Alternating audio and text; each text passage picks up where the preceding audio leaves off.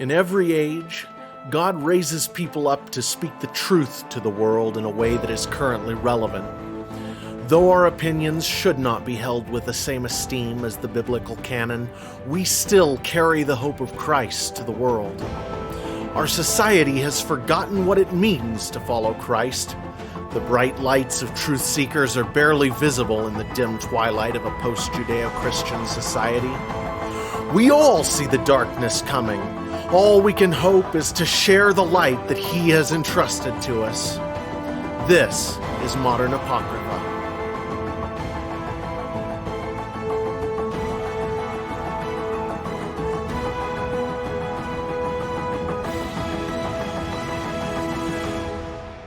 Hey, I'm Jared.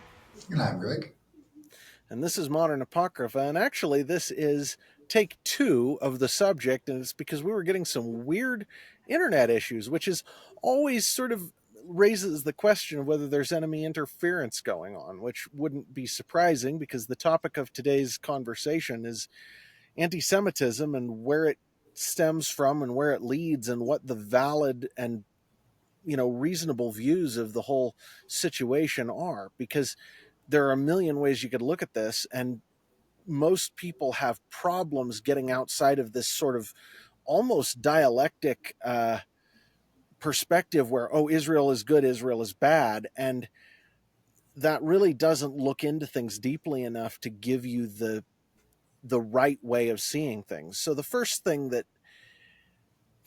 we ought to cover here is where Israel comes from. Israel is a nation that was created by God out of, I think it was Ur of the Chaldees. He called Abram and he said, I'm going to make a great nation out of you. I'm going to take your children and make a never-ending pact, an everlasting agreement with them, a covenant with no close date, that what we will do is I'll give you this land and I will be your God and you are my inheritance among the nations. And that was how Israel began. Abraham begat Isaac, Isaac Jacob. Jacob had lots of kids, lots of women, lots of dysfunction. God still blessed the family. And we end up, a few hundred years later with Israel for the first time coming into their land as a nation. And that land is the current location of Israel in the world. And the first thing that you always think of when anti-Semitism comes up is the Nazis, right? Is the what happened with the Holocaust back in the 1940s, 1930s and 40s. And you made the point that this wasn't just something that went on in Germany, that there was a huge amount of pressure all across Northern Europe pushing the Jews out of where they were. And you were right. That actually brought up an interesting topic, that if you go to Daniel and you're using the original non-corrupted Jewish calendar that agrees with the one in the Dead Sea Scrolls, that there are some prophecies about when Israel will return to their land and become a nation again. And guess what? It happened the day that Israel was reformed in the 1940s. And that's kind of amazing, right? So we know that this was an act of God because this is in the Bible, which sort of takes us to where the sources of anti-Semitism are. You got anything to add here before I sort of dive into that? Just to reiterate where we are at on that, the correct calendar that we are speaking of is the solar calendar of the Jewish people that was discovered from the Dead Sea Scrolls, and the anniversary of High Holy Days that it would fall on, not given as a date, but given as a anniversary of a Passover, an anniversary of a holy day. And so on that anniversary of the holy day mentioned in the prophecy, it did happen, according to the solar calendar they were using when the prophecy was given. I think that's correct. I'm not going to... I watched this, you're correct. That's what you're... I know, and I'm thinking that that's what it said, and I'm like... That is... So as far as I know, that's what I had heard too. There's a very interesting... I'll try to drop a link. We could try to drop a link to that in the show notes, actually, to that conversation, because that'd be interesting for people seeing that about the Jewish calendar. Sure. It was another podcast, a very interesting subject. Anyway, so that being the case, one of the things that we discover is that whenever there's anti-Semitism somewhere, it always comes from the enemy, because Israel is God's inheritance among the nations, is God's chosen nation, when you find anti Semitism, it's always because the enemy is coming out against God's people. That's the way it is. So, back in the time of the Nazis, um, they did what they did was people called Hitler a Christian. They try to do that today, but the reality is the Nazi worldview was based in mystery religion, which is a sort of in a Gnostic vein of thought, and you can't actually honestly call it Christian. It was not. And if you look into what all was going on at the time, they were actually consulting with evil spirits to do a lot of the things they did. They were trying to contact aliens and extra dimensional beings, and you can look into, I can't remember the name of the group now, but the Vril Society. Oh my gosh, that's a rabbit hole that you can dive down if you ever want to. That there's some craziness there, but it is very much a witchcraft and occult based thing that they dove into, and that was behind that rising to power. And National Socialism is not a right wing phenomenon, it's a left wing phenomenon, as is communism. They both come from the same sort of place and go in the same sort of direction, and they're both evil. And so anti Semitism from that side looks that way. There is Christian anti Semitism as well. And so when you look into Christian nationalism, as is appropriate to call it, it's bearing God's name in vain. But one of the things they do is they have this replacement theology thing going on. Replacement theology asserts that when Christ created the church, all of the promises that God had given to the nation of Israel immediately sort of were replaced by the church. The church replaced the nation of Israel in all of those promises, and Israel is no longer God's chosen people. They're just, unchristian schmucks running around doing terrible things, is sort of the way they tend to look at it. And so the anti Semitism that comes in there is, I guess you could call it a right wing anti Semitism, but whatever it is, it's anti Semitism, and it's a good indication that the enemy's at work in that area.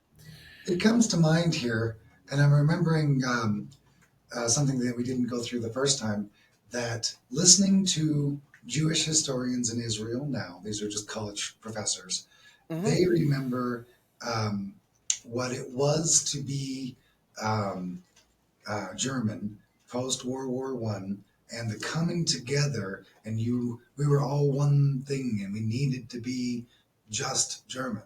And the problem was, to be a Jew, you could be a German Jew, you could be a Russian Jew, but you couldn't separate out your heritage. It was against your religion to separate out your heritage. And the demand, just like the demand today of the um, flattening out of opinion to make sure that everyone says the same thing, right? And the most detrimental thing to the German communist movement was that there is this group that is going to count themselves separate. No matter what we do, they will count themselves separate, and that's not going to be allowed. That's the way that the Jews remember the history, is that they were singled out because they would never allow themselves to not be counted separately. Interesting. Well, and that's totally fair.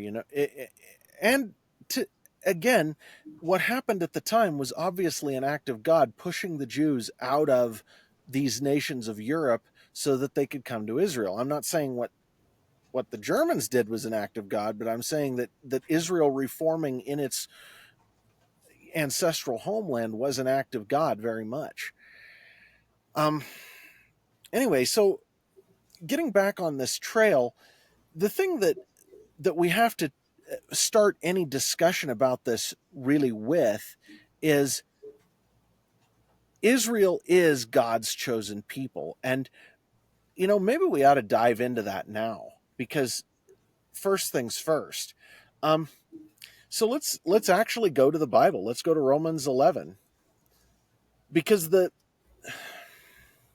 this is sort of the best source for this. The most authoritative place is what the Bible says about the Jews, right? So in Romans 11, this is Paul talking to the Romans. He says, I say then, has God cast away his people? Certainly not. For I also am an Israelite, the seed of Abraham, of the tribe of Benjamin. God has not cast away his people, whom he foreknew. Or did you not know what the scripture says of Elijah, how he pleads with God against Israel, saying, Lord, they have killed your prophets and torn down your altars, and I alone am left, and they seek my life. But what does the divine response say to him? I have reserved for myself 7,000 men who have not bowed the knee to Baal. Even so, then, at this present time, there is a remnant according to the election of grace.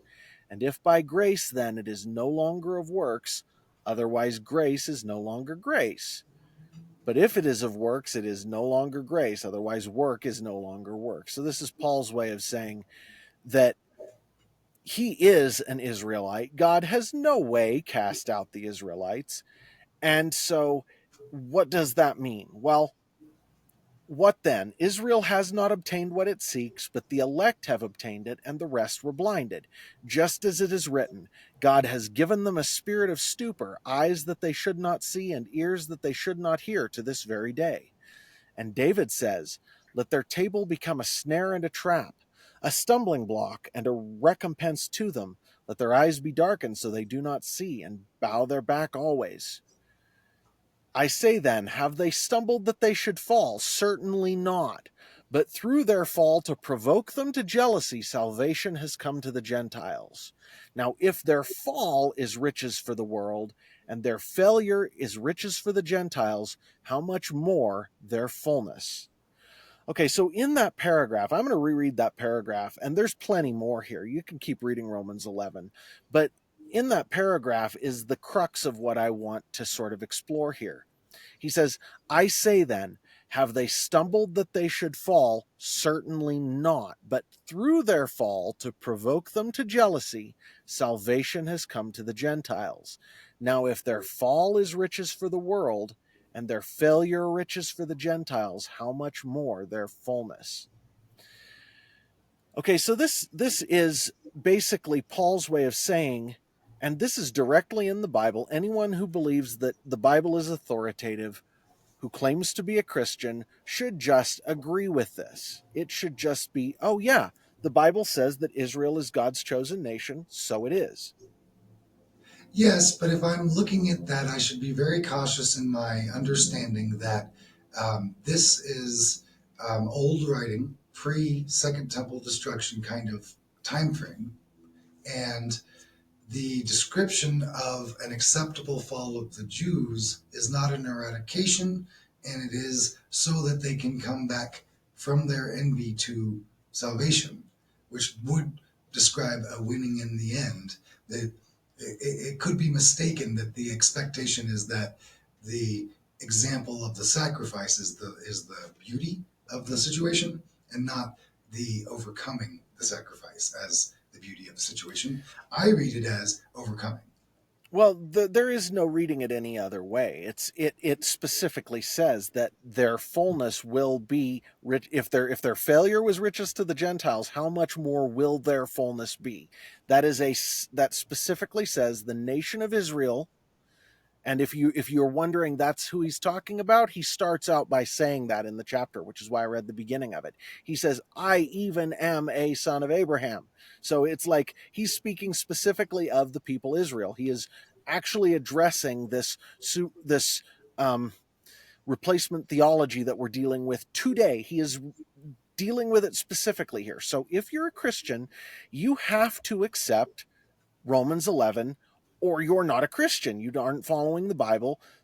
Jesus will never do anything that goes against his word. God will never do anything that goes against his word. It will agree with that. If you're a Christian, you have to accept that Israel is God's chosen nation. If you don't, then you are carrying his name in vain. You are not a Christian. You are something else. Now, you know that's between you and God. That isn't my job. If you as a listener are in that place, get right with him. That isn't my job to tell you what to do. But I am telling you that that is what it says. You go read it yourself. A plain reading is easy.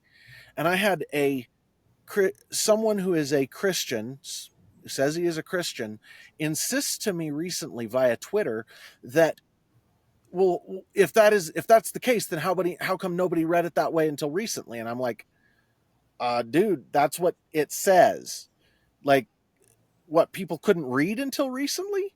It doesn't matter if you can't read the words on the page and take their plain meaning, then I don't care what your tradition says. I don't care what your history says. It doesn't matter.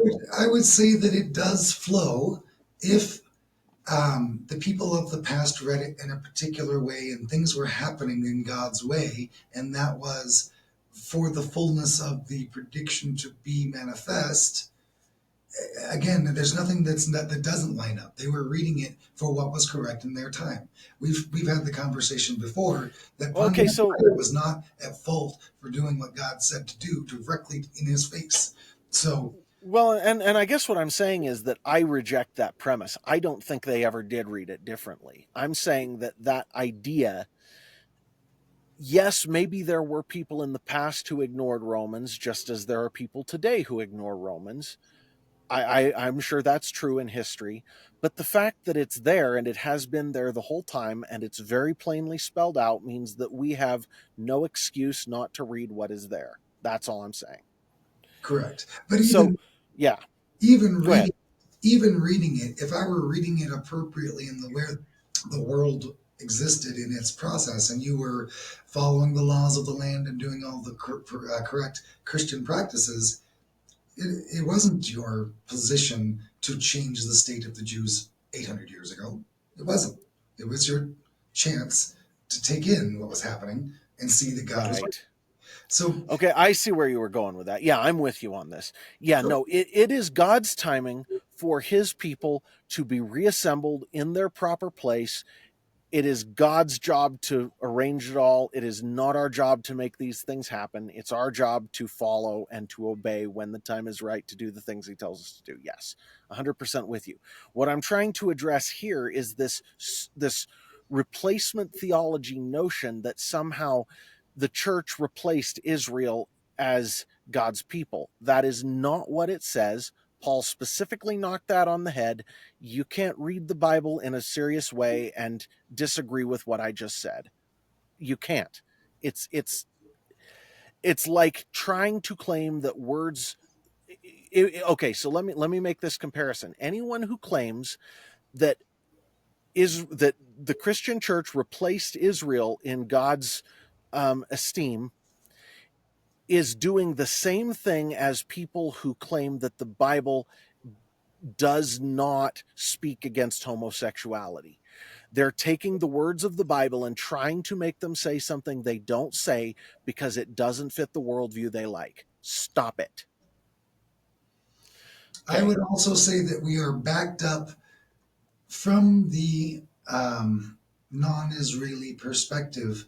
It's not that anything what might have been taken away from the Jews, but we know that the new Jerusalem will have a space for the Israelite and a space for the Gentile. So the Gentile will be rewarded for their great works, but that won't take away from the gift already given to them. Well, either way, the point is that I'm just trying to knock this replacement theology on the head at the very beginning so that we can get into, because now I'm about to contradict myself in a lot of ways.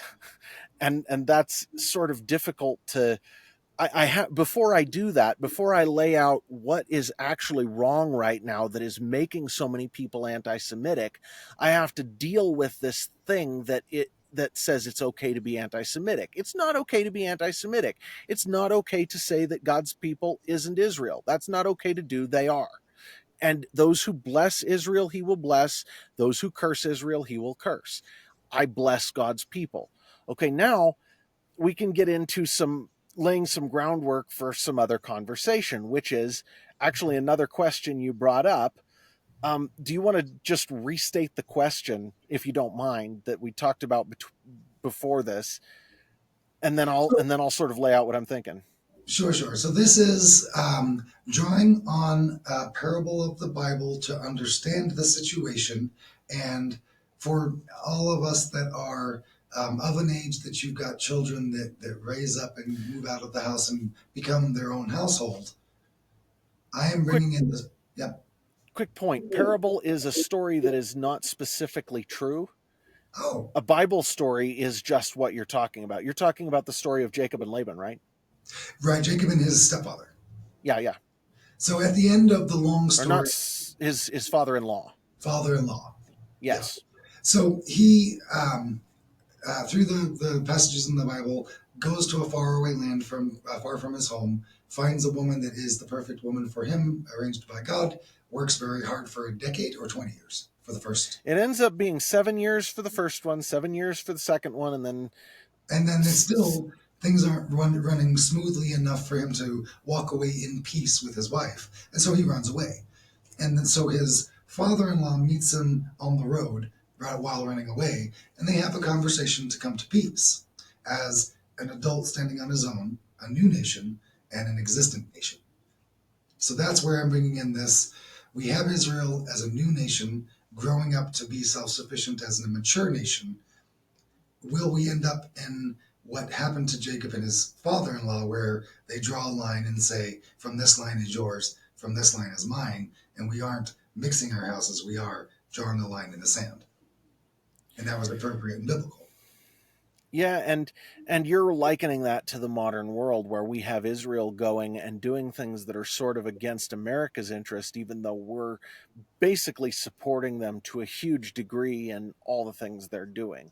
And not to speak against the Israeli people in any way, shape, or form, but the Israeli government in action for the purposes of whatever a government does. We certainly don't aren't happy with all the things that our government does either. So I'm not pointing a finger at Jews here, but as a governmental entity of a nation, can one nation deal with another nation in a real world way, trying to harken back to a family relation, right? You can't harken back to a family relation when it comes down to passing nuclear weapons around, right? You can't. So I have two thoughts or two places I want to go here. One is to speak directly to what you just said. And then the other one, and this may have to wait till after the break, I don't know, is to sort of speak to the answer to, well, or to sort of speak to what is actually wrong with the Jews right now, which is a serious question and it needs to be spoken to because one of the things that we can't do is we can't just say, oh, if you say anything bad about Israel, you're evil or you're canceled. We can't do that.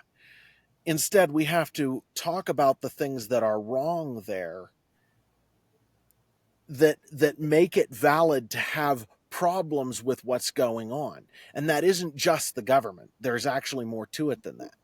But let's get into the government thing first. First off, right now we have an American empire, and I know you don't like the wording. I know you don't like that the way I conceptualize that, but that's the way I see it. And what that means is that we don't have a normal relationship with anybody else in the world. We don't have a normal relationship with Canada. We don't have a normal relationship with Ukraine. We don't have a normal relationship with Russia.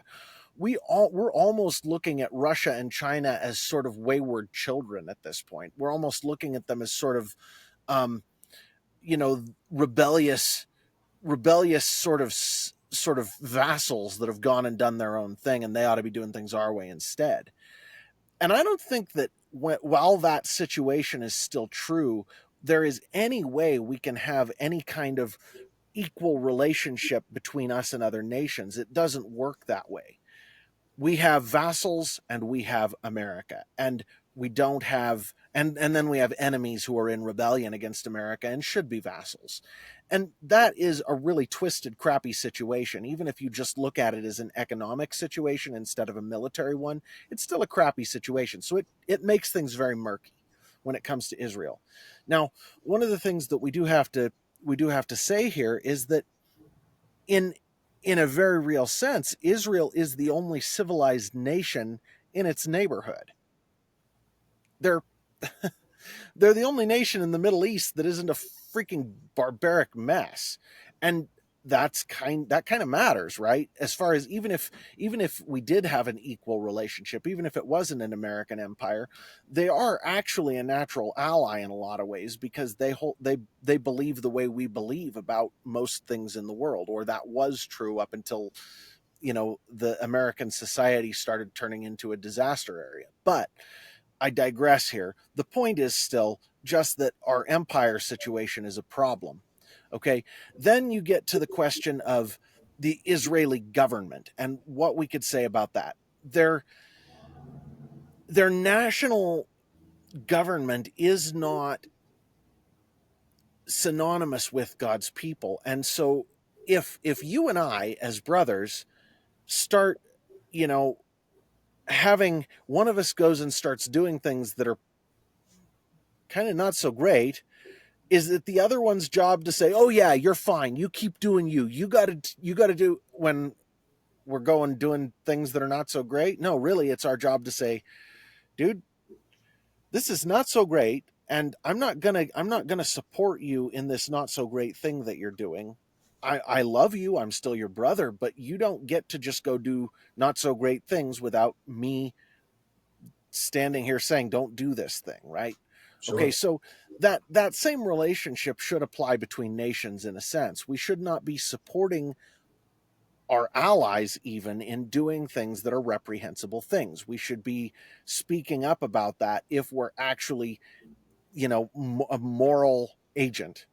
And there are a lot of people who are going to argue that nations aren't moral agents except in the interests of their own people, and I don't buy it. I think that that's a postmodern atheistic way of looking at things, and I don't like it. But We can look at the invasion of the sea peoples on Egypt and see how sticking together has the nations that survived, and trying to be selfish in the moment caused the ones that were selfish to disappear. Okay? yeah, Right? There you go. right. Well, that's just a fact. That's just the way it works. But either way, the point is, as a moral agent, you have to say, no, what this ally of mine is doing is not a good thing. I may not come out and nuke them for it, but I'm also not going to say, yeah, you're doing a good thing when they're not doing a good thing. You got to call it the way it is. Okay. Now, this does pertain to the situation in Gaza, but that's a huge ball of wax that's really hard to parse out. We talked about that for like our first 10 episodes. We explored that whole thing here and there. And basically the boiling it down, if you don't mind if I do, well, the conclusion we came to is that Israel didn't have a lot of choice. The culture of the people who are in Gaza is so toxic and awful that they had to do something. And the best thing they could do is bring it under their direct control and require the people there to be re educated in some sense in order to fix the culture, because there's nothing else. It's a constant problem, and they can't just let it be. It isn't okay.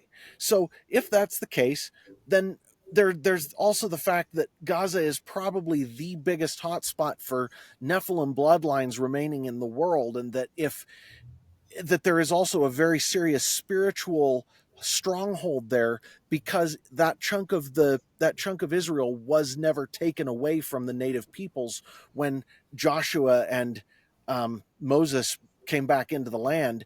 They never actually gained control of that, and so the enemy's still got a stronghold there, and it has to be broken somehow. And that's a real problem, and until you see things through a spiritual lens, you're not going to have a good perspective. What were you going to say? We need to take a break, but I want to hear. I'll ask the question and let's answer it when we get back. Okay. Trying to pull this back to a nation dealing with a nation, imagine the Polynesian islands, the Sri Lankan kind of areas, being mad at America, and more specifically Bill Gates, but generally America, and denying themselves fertilizers and this, that, or the other, whatever bad mouthing they do of the country, having a correlation to how we then treat that country, and that being different, I think, with Israel being able to say whatever they feel like whenever they like, because of a special relationship, that something like Sri Lanka, we just, okay, you don't want to eat, then we won't feed you. Okay, right? We don't do that with Israel. With that, we're going to take a short break, and we'll be back.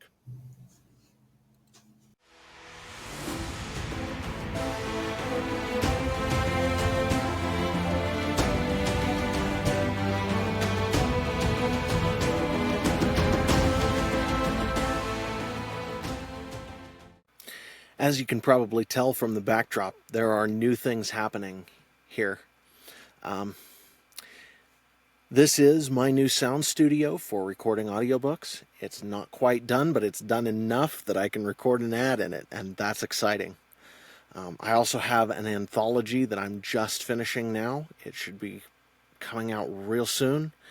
I have book 2 in the Bright Star series is basically finished, other than some professional edits and the publishing, and I'm pushing on that pretty hard.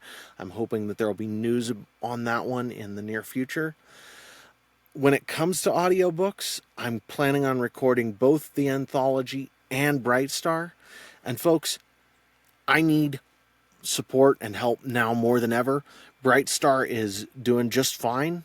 I'm perfectly happy with it, and I am expanding both my ground game and my marketing game, and things are just growing. But the best recommendation is a recommendation from a friend. So if you like what you see on Modern Apocrypha, take this as a recommendation to you. Bright Star's worth your time. And if you've read it and you like it, recommend it to somebody. Help me out getting the word out about this series. And be on the lookout. More's coming soon. Energemetra6.com, e6universe.com, promo code Israel, 10% off. Hello, Modern Apocrypha listeners. I'd like to take a moment to lift up North Arrow Coffee. If you're like me, you enjoy quite a bit of coffee, and North Arrow has a lot of really good coffees. But they're also following their very own North Star to support pro-life organizations. At North Arrow, 15% of all sales go towards life, not just for a limited time, but for a reason. So, if you'd like to support the podcast, you can use the code E6 at the North Arrow web store and save 10% today. Thank you.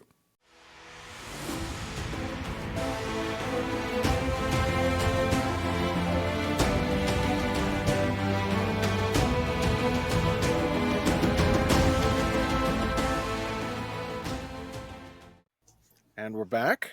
Welcome back, everybody. And so, to start out, could you restate that question for me, because I didn't quite get it the first time. Sure. So this kind of lends itself back to the idea that my disagreement that America is an empire in that way. Um, we have somewhere like Sri Lanka is a specific case where we've seen that they've put out warrants for the arrest of big businessmen, and they would like us out of their way so that they can go back to starving with eating grass because they pray to the grass. And they've got a cultural reason for the foods they eat.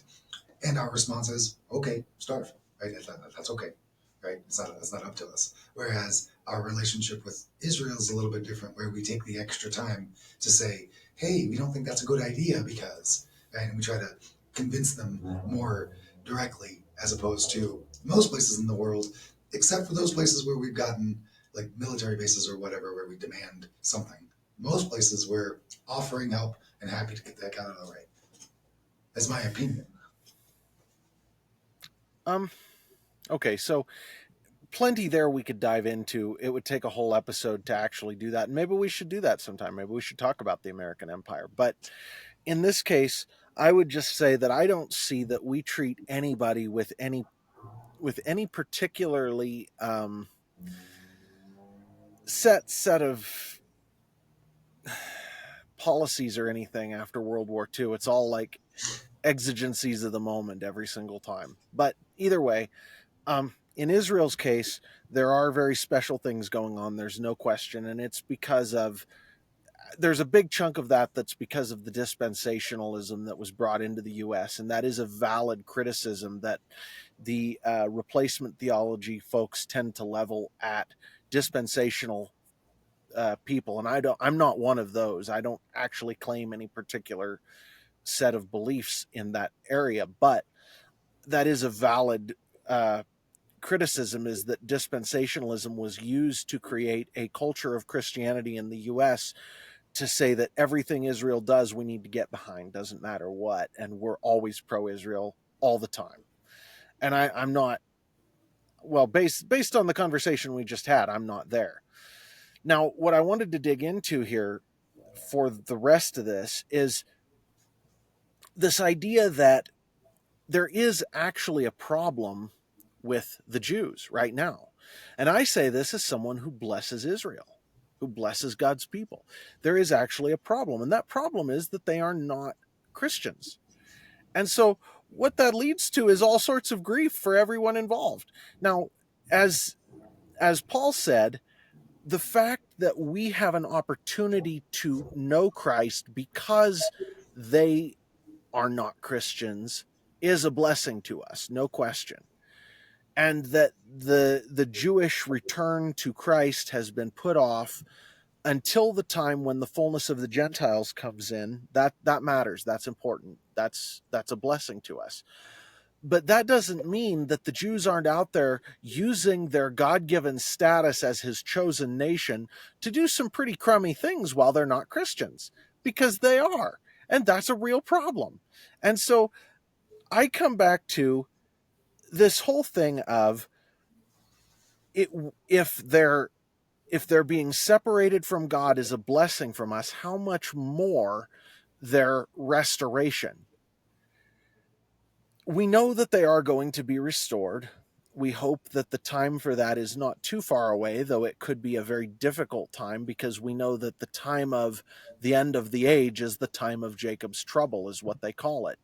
And that is the time spoken of in the book of Revelation, and the time spoken of it as people call it the end times. What it is it's the end of the age, because we got another 1,000 years before we could even, before we'll see the new heaven and new earth. But either way, it doesn't matter. The point here is that right now there are a lot of Jews running around making a lot of mischief in a lot of ways because they have rejected Christ.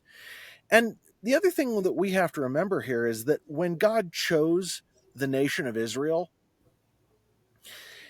all of the good things that being associated with God puts into a culture sort of became their birthright.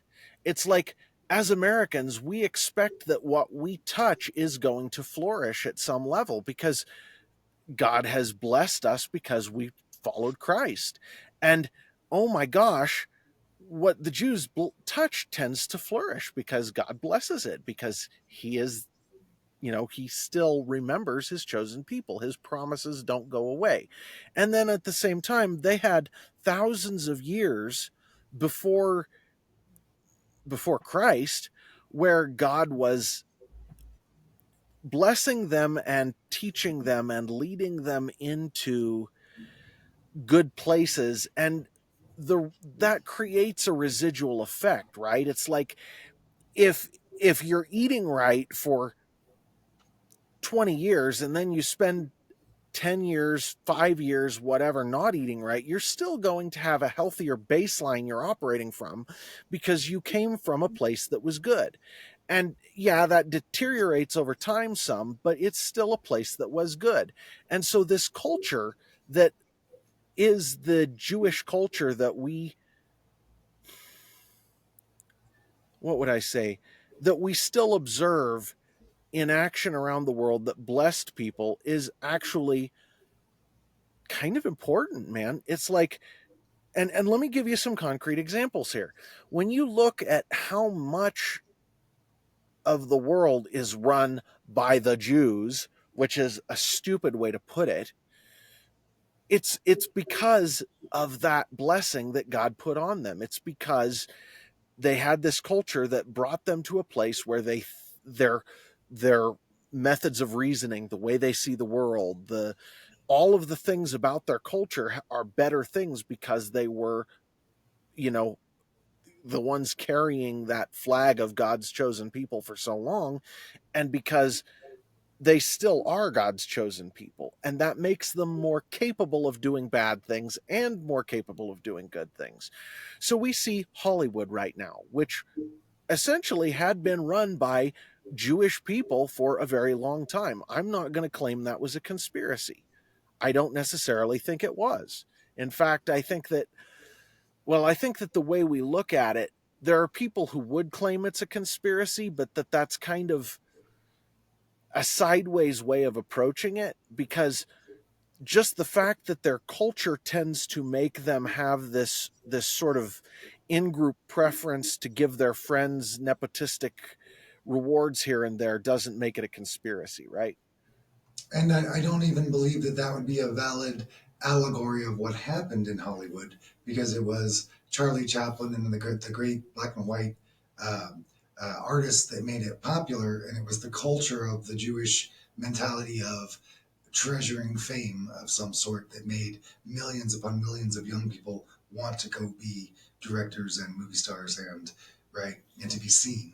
That Well, okay, yeah, I agree with you, but by the same token, one of the charges that is constantly leveled against the Jews by anti-Semites is this idea that their culture of having these backroom sort of deals in their synagogues where they are nepotistic and they take care of their own is somehow a conspiracy. And I don't think you can go there exactly. I don't think that that's entirely true um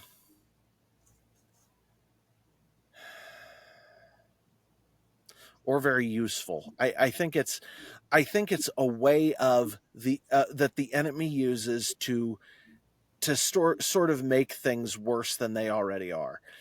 When the reality is, it isn't like there's some cabal there exactly. It's just that they have this culture of helping out their friends, and their friends happen to all get into places of power when they're in places of power because they help out their friends. Okay, well, yeah, you know what? Name me a place in the world that doesn't have a good old boy network of some kind. Sure. And I would almost just argue against the point in the first place because among the people that were at Hitler's side were some very wealthy Jews. Yes, George they were. Soros is not working for the average Jew in New York, right? They're not. Oh no. They're not a homogeneous group. They're not one thing. Homogenous is what you're saying. Homogeneous. Thank you. Right, and there's no monolithic Right. agenda there, not at all. And that's sort of what I'm saying is people who claim a conspiracy assume a monolithic agenda, and there is no monolithic agenda. That's stupid. Okay. So going on from there though, there are still a whole bunch of people who because they are culturally and religiously Jewish, have rejected their Messiah and are causing a whole lot of grief for the world. And that's something that we can't deny or turn away from. We actually need to recognize that and say, yeah, man, these people are blessed by God, and they're using that in ways that are not necessarily good for everybody. They're sometimes pretty bad.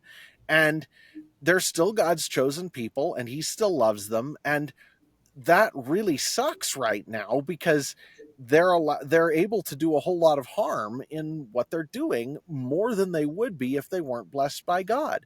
But the fact that God doesn't take that blessing away, and He promises to basically convert all of the Jews to Christianity who don't end up dead, uh, is kind of important, and we can't forget that part. And if He thinks that it's the right thing to do, who are we to argue? That's fair.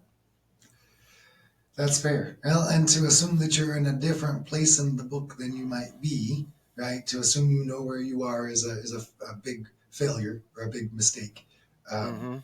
Yeah. The idea that you know, and then if you've got the message of what you're supposed to do, then nobody's going to tell you otherwise. You got it. But if you believe you got it and you are out there, pushing for your benefit and justifying it as a word of God or some back you're backed outside of your own selfishness, you're just being dishonest with yourself. Well, okay. And so from here, one of the points I want to make real fast is about how screwed up the current Jewish religion is. There are a lot of people who assume that the Jews' current religion is Old Testament Judaism. It is not. It is something very different that is actually very mystery religion adjacent. Okay, that Judaism today is adjacent to mystery religion. And it's because of things that went on shortly after the time of Christ, and partly because Jesus came, where the enemy was able to exert some influence and did some things that were pretty screwed up Heinous. there. Huh? Yeah, Heinous. heinous. Yes, absolutely. And so what we have right now is we have a pretty messed up situation. And I actually wanted to kind of bring an example of that for this episode. So I'm gonna do a screen share here, and I want to watch a little short video. Okay, and who is this that we're bringing in? Um, it is a rabbi, and Okay. I don't actually know who he is. I don't know all that much about him. What I do know is that the perspective he's expressing is one that is it exemplifies how sort of scary and sideways what they believe actually is right now, and I want to draw that out. So let me just pull that up.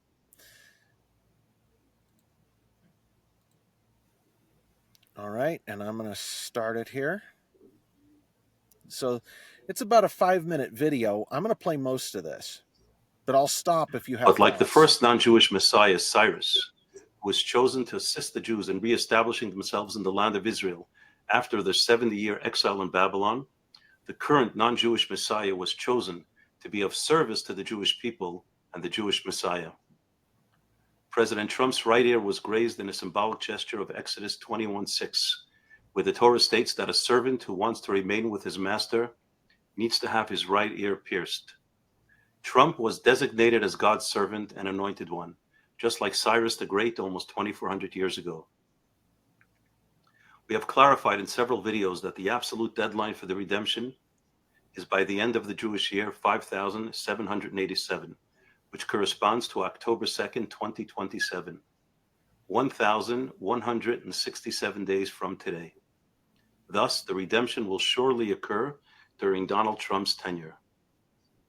And I have good reason to believe Donald Trump was chosen to be the one to redeem the sins of Esav through offering his assistance in rebuilding the Holy Temple on the Temple Mount and establishing the Jewish kingdom over all of mankind in Jerusalem.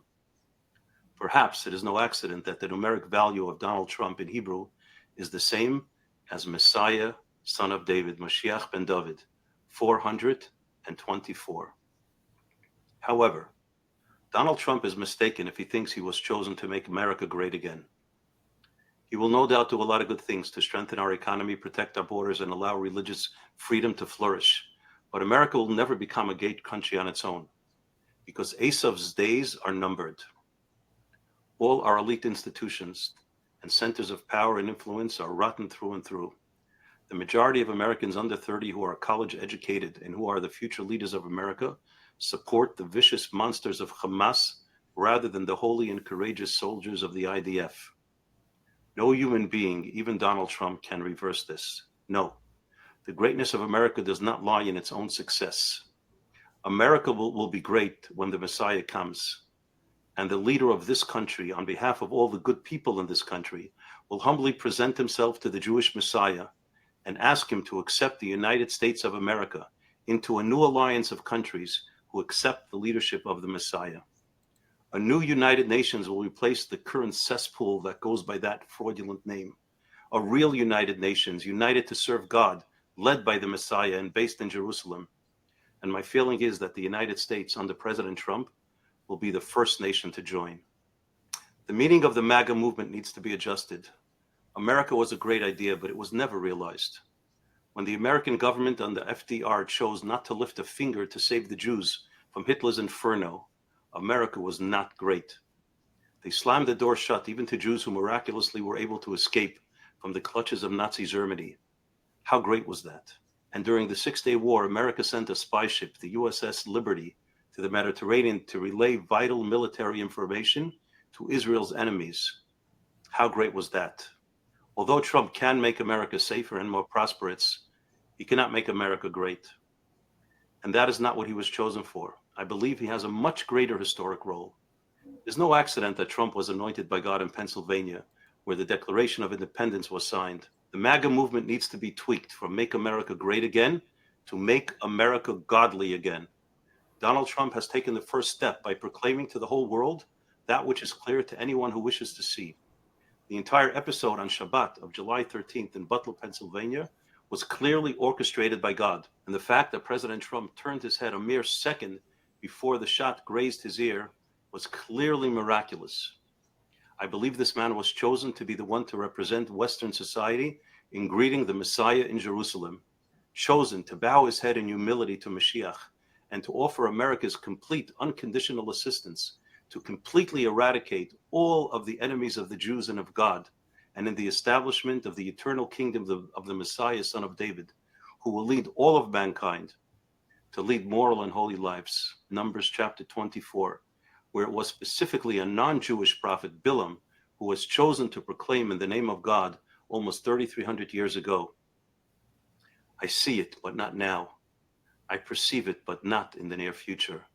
A star shall go forth from Jacob, and a staff shall arise in Israel, crushing their enemies and dominating all of mankind. Edom shall be demolished, and Israel shall be triumphant. May we all witness this speedily in our days. Amen. Okay, so Hmm. we don't have a ton of time left, but I want to try to pull this apart some. The first point to make here is that the Messiah he's talking about is what we think of as the Antichrist. Interesting. There's a correlation in the uh, description of the Torah Messiah, the Jewish Messiah, as in correlation to the Christian Antichrist.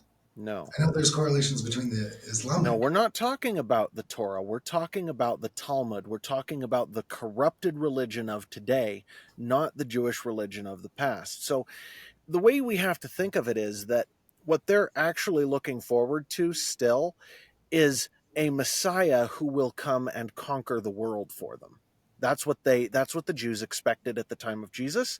That's what they still expect today. And so what he's saying is that there will come a Messiah who will conquer the world, and Donald Trump will be the first to bend the knee to him. And that's not Jesus. That's not the return of Jesus that they're expecting. They're expecting something else.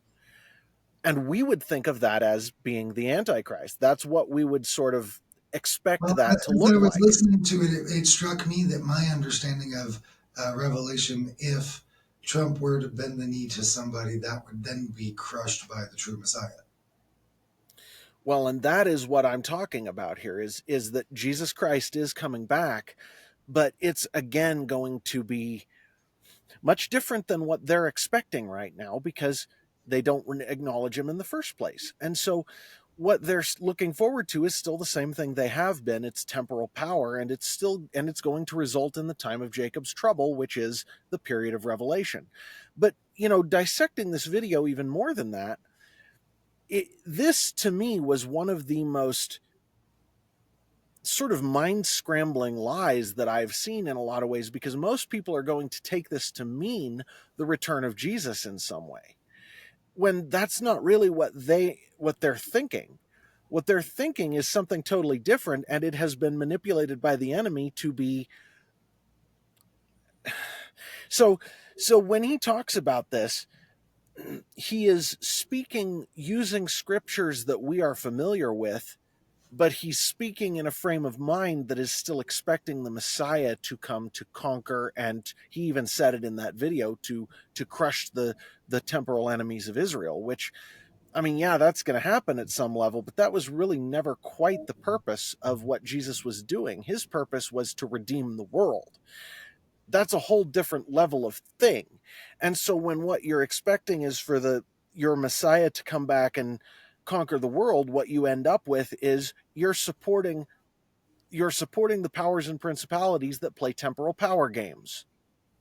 That's the short When you version. listen to someone like that, does it trigger something in your brain that you're hearing numerology in the explanation?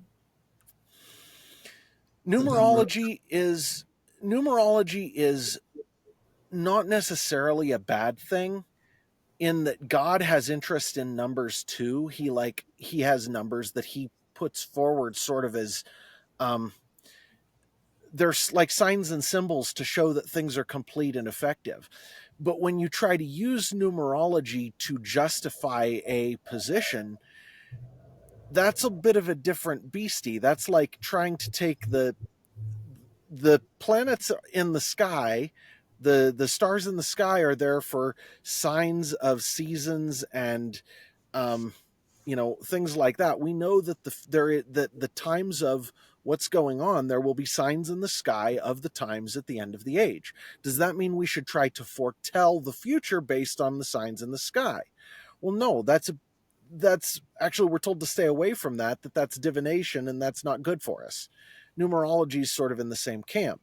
The fact that numbers are significant is cool, but it isn't something that we should be trying to make into something it's not.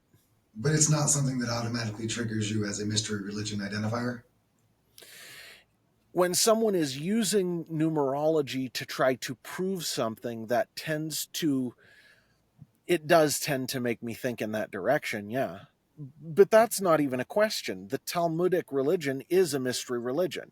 So what? They're still God's chosen people. They're still the Jews. And anti-Semitism is still not a good thing. We need to pray for the salvation of Israel. We need to pray for the fullness of the Gentiles, and we need to bless Israel, but not say everything they do is good. We need to have a real world view of what's going on and be clear-eyed and understand what God's doing and be patient to wait on his time, even though it costs us something to allow these bad things to go on, because it does. It doesn't. Is there anything more about that video that you're interested in pulling apart? Because we're coming up right on the end of our time here. I do have one sort of thing that I want to speak to there, if that's all right. Please. When he addresses specifically what he thinks is going to happen, he says, I think that Trump was instituted not to make America great again, because America never was great. Well, he's missing the fact that America was the most Christian nation in the world, and that's what made it great. When he's saying that Trump was instituted to bow the knee to the Messiah, he might be right, man. He might be correct that Trump's role is to bring America into the correct relationship with the final system that is coming about. But if so, we're going to see the American currency devalued. We're going to see America fall out of power, and we're going to see another system come into power if that's the case. And it could be that system has, I don't know. Well, reorder what is existent right now in the United Nations and the favored status that America enjoys in that institution. If you were to create another institution, and one of our general problems with the World Economic Forum in the first place, or a world union of any kind, is that you can only get there by supplementing your sovereignty to that system. Now, you can't be sovereign you can't have dual citizenship as a nation, right? Right. Well, and I tend to think that we're headed toward the whole corporate world order, not the political world order that a lot of people do. And I could be wrong about that, but that seems to me to be pretty clear. So I don't know. Anything else you want to go into here? Just that Christ never asked hatred in your heart. In none of his days, in none of his speech, in none of his action, he never asked for hate in your heart. And in fact, he said to bless your enemies and to do good to those who harm you and to bless those who curse you and all of those things. And so when you find people who are cursing the Jews or hating the Jews, you know that the enemy is present there. Absolutely. And I'll say one last thing about the specificity of the Jewish people not being homogenous, that as it happens, some of the most tragic things that we do to each other are in the family. Some of the worst things that are happening from and to the Jews are by the Jews. As always, there is that synagogue of Satan, those people who are sort of come under the power of the enemy who are in that nation. And that's quite frankly, most of us wouldn't dare. Wouldn't dare what? Offend God. Oh, huh. Yeah, no kidding. Well, with that, everybody, I hope that was somehow useful to you. I hope that God blesses your week, and we will catch you next time. Thanks for being here, guys. Thanks so much.